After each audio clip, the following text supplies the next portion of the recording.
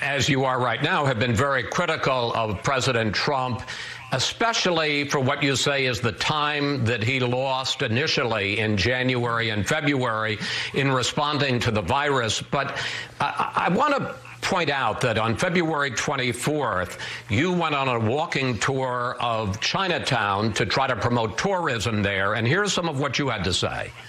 That's what we're trying to do today, is to say everything is fine here. Come, because precautions have been taken. We think it's very safe to be in Chinatown and hope that others will come. If the president underplayed the threat in the early days, Speaker Pelosi, didn't you as well?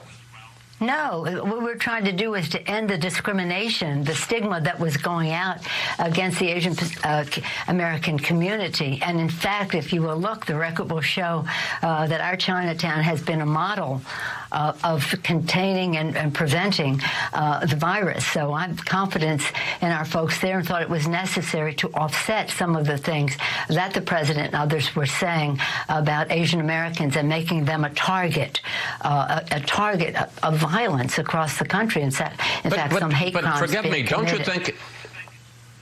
you think that when you're out walking without any masks, I understand this is February, not April, when this happened, and saying that there's no threat, it's perfectly safe there, weren't you also adding to this perception that there wasn't such a threat generally?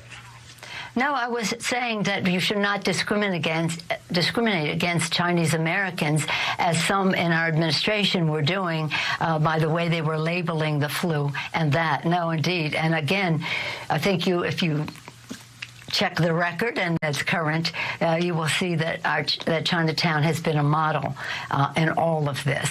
And that's what we're saying. Look to them for answers. Don't look to them to place blame.